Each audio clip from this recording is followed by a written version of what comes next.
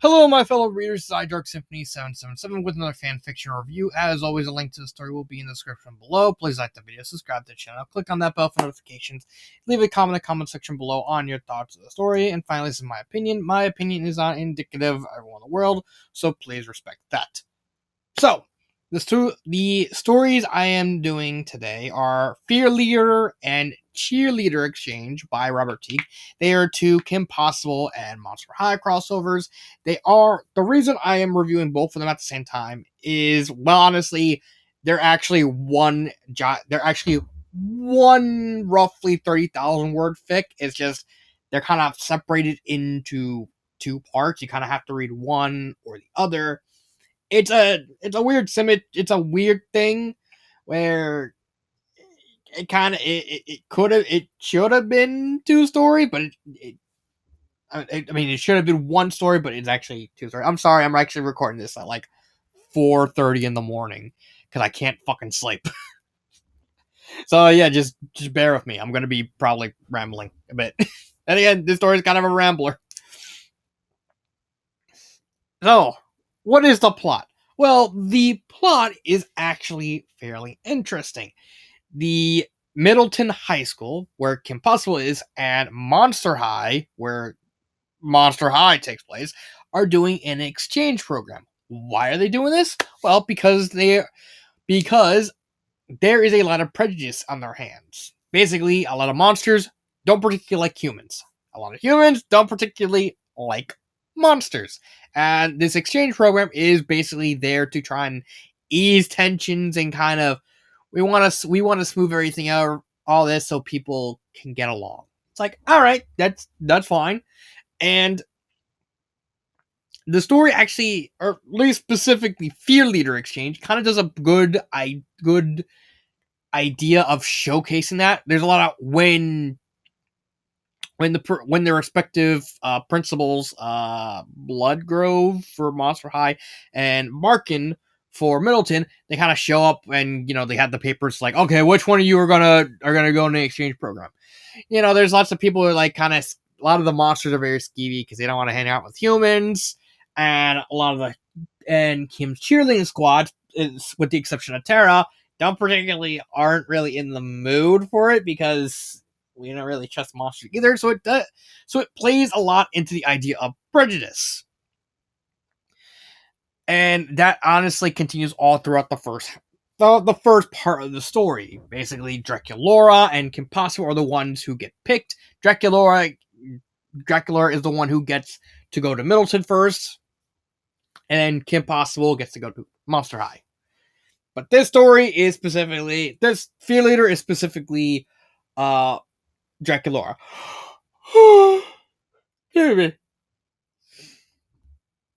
So we get Draculaura actually going to Middleton. She gets to stay at the Kim Possible house. We even get like a little nice little moment where Kim is like worried that her younger brothers are gonna kind of go overboard about it, and she's looking at them. It's like, yeah, we don't want anyone to worry about it, and they immediately say, "Oh no, Ron will probably do something," and it's like, yeah, we should do it because that's actually kind of a real human being. It's a neat moment. It's not too big in the grand scheme of things in terms of the story, but it's a neat little moment. Anyway, we get more prejudice happen when Draculaura shows up. She smiles, shows her fangs, and Kim's mom and mother and father actually instinctively wait. They know that she's a vampire. They know she's not exactly human, but they still do it instinctively. That's actually another nice touch because a lot of people are still afraid of the unknown, and sometimes you still get spooked by something you've seen as real. And that carries over to the rest of the story. Dracula is constantly harassed by students. A lot of parents are basically like, we're not basically letting him stay at school while this is going on because we don't trust him. When Kim takes Dracula to the mall pretty much starts to empty out because they don't want to be near her. And overall a solid story. Like people start to open up to her, but then she starts getting like bullied and harassed, and people are playing like cruel pranks. It's actually revealed to be Draken kind of using his leftover brainwashing shampoo to kind of influence, slowly brainwash the people of the school to kind of harass her more and more to the point that her and Kim Possible separate so he can kidnap Draculaura for his plan. We get a very funny moment at the end of this story where like he does succeed in kidnapping Draculaura and he takes her to his lair. It's like, aha! I got you. I said, what's your plan? I'm gonna clone you. And he actually clones her, makes like a clone. It's like Kim Possible shows up. It's like, clone, get her. And Dracula basically starts charging at Kim Possible's like, and Kim's like completely confused. And right before she attacks, she like stops and turns to Dracula's like, what am I supposed to do? It's like you're supposed to fight her, kill her, maim her, make her bleed. And in a moment, like she hears the word bleed, both the regular Dracula and the clone just faint. And he's like, and Dracula starts just completely confused over the whole thing. It's like, why is she faint? It's like, well, Dracula is a vegetarian vampire. And Draken's like so confused over just the sheer concept of it that he's just like, his brain stops for like a moment. It's like, what? What about Shigo? Shigo couldn't breathe. She was laughing too hard. she's just fucking alpha la la, man. And it's like, and Draken goes like, take her back. And he just takes her. It's a fun little, it's an interesting plot that it does highlight prejudice. I also like the fact that it is clever in that it shows that both sides are prejudiced to the other, so it's not like one side, hint hint, see second part. And granted, there is like part way when when like Kim and Dracula are talking to Monique. Monique brings up like race. I honestly thought that was a bit too on the nose, but it's like, let's slide. It's meant, this is like a sort of political story, like prejudice with monsters, prejudice against black people. Like, fine. That's fine. I can see that. It's like it's a little blatant, but I can understand where the author was coming from with that. That's Fearlerader Exchange. And then the second half completely just shits all over the first half. Why? Like, this is as much as I don't think Cheerleader Exchange is a bad story in and of itself. In a vacuum, it is not a bad story. It's not a great story. It's okay. The problem with this is that it's a continuation of this. This is good. This is disappointing. So what happens in this story?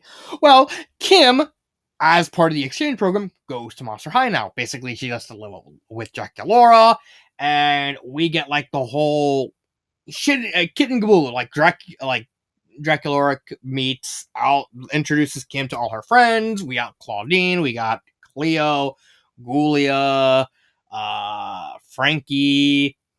What's the go? Spectra. There we go, Spectra. Don't ask me how I know anything about Monster High. I fuck do. For some reason, I don't know. Like years ago, I randomly saw like the first Monster High movie. I actually kind of liked it. Don't ask me why. I just did. And everything is hunky dory. So here's the question: where's the prejudice? This is like, it's so tonally off this second half, because okay, they get to the home, they open the door, there's a butler and he's a human. It's like, oh, and Kim like even calls out, it's like, he's human. It's like, and Dracula's like, oh he is, forgot. It's like, okay, I can forgive the butler because like, oh, the whole he's part of the furniture sort of deal. Like, all right. But then Kim gets to the school. She does her week. She takes like the classes and all of that. The whole sort of politically charged stuff in the first part is completely absent in this part. Again, if this was like its own separate, like its own story, that would be fine. I wouldn't have a problem. Like, okay, Kim Possible would just hang out at Monster High because, like, okay, she's doing like, okay, for whatever reason. But this is not even a sequel to Fearlerader. This is literally a continuation because you're supposed to read these stories together. This is not two separate stories. This is one story just separated into two stories for some reason. This is not like I actually I'm going to be reviewing another one of his stories. This where they're different stories, where it's just different little adventures. This is just a second. This is just like a second half. It and once I get to like through the story, it's like it's so off. Like all that, like especially since the story clearly, sorry, clearly tells you that monsters are very prejudiced towards humans as well. There's no prejudice to monsters. Like they all just see Kim Possible like, how you doing? How you doing? How you doing? Like at least with like the humans, they didn't like you had all the humans like running away and skeeving away from Dracula. It's like, but like at worst, you had Manny the Minotaur just kind of just bullheadingly walk up to Kim Possible. It's like, I don't like you, and then he just immediately likes her when like his girlfriend Roberta just is kind of flying down the hallways on like sneakers. He kind of saves her. Like that's it. I'm sorry. I'm massively disappointed. Is there any sort of conflict like with the whole Draken thing with like no, she's not dealing with like people who are like prejudiced. No, she's dealing with like pranksters. Huh? Like she gets pranked by Toralei, who in this story is actually cousins with Tara from Kim Possible's cheerleading squad. So they're actually related. And when when Toralei as like prank to kind of like so that way Kim doesn't find out about pranking Roberta because she kind of left the kitty litter and try to hit it, but like the communicator could track it. She's like, I know it too. Like, no, you don't. No. Meow. She puts a statue that belongs to Cleo inside her locker to teleport her just randomly when she ends up at the catacombs. And so Miss Bloodgrove basically says like, are you gonna look at her for her? And they all basically said, all right.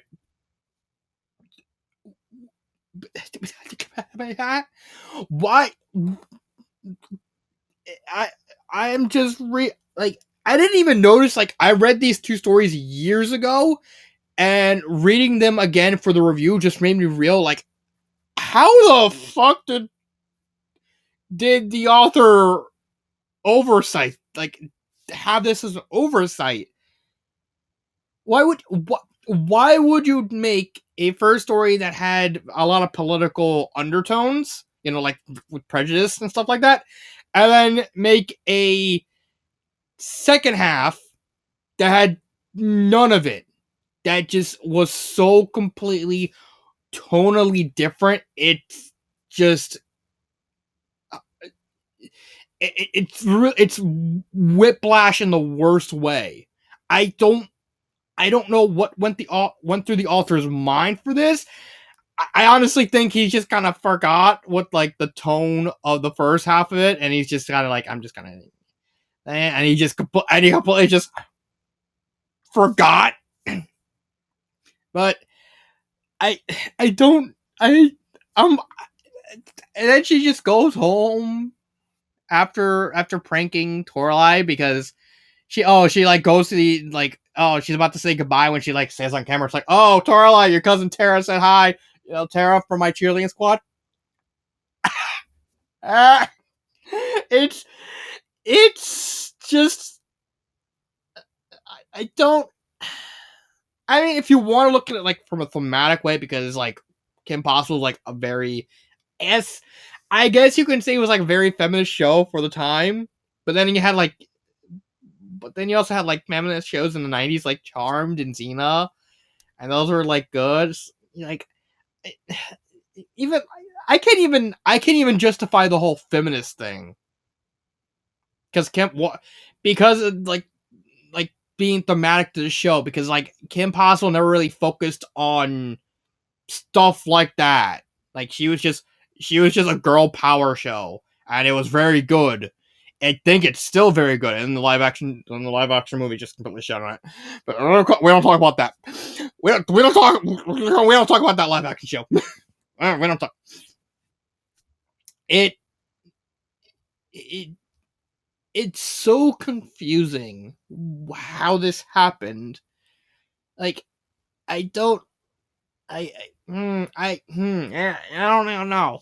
Like, the characters are fine. Like, the only characters to really talk about are Kim and Dracula. Like, the whole point is this is a short enough story that they didn't really need a lot of character development. They had some moments, some very minor moments of basically sell the idea of exchange, like them opening, like, and learning more about the other side. Like, you even have like Dracula when she's like in Middleton, she's like constantly using like her language's terminology, and everyone's like confused. And she's trying to like, and she's kind of like a fish out of water. And the same thing with Kim.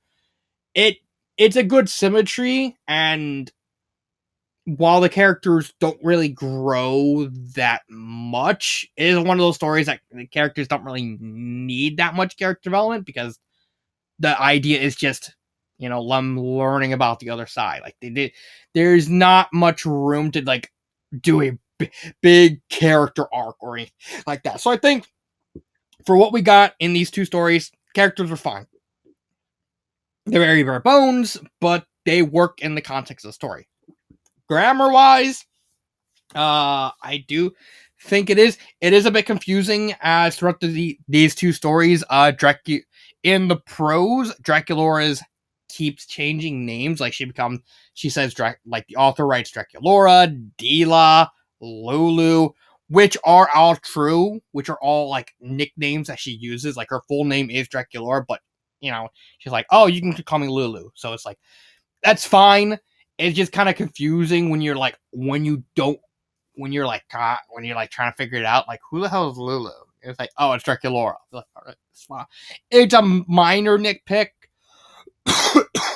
because you like skip over it first, because you're just as automatically assuming, but when you actually go back to read it, it's like you realize, hold on, wait a minute.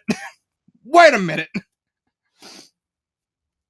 But yeah, that's really all. That's like the closest thing I have for like grammar errors. That's like, and then that's just like, that's very nitpicky and stuff like that. Uh, Pacing wise, I think this story's paced pretty well, all things considered. It is a very short story. It's not meant to be a long story. It's meant to be just a simple week in each other's shoes sort of deal. It's fine for what it is.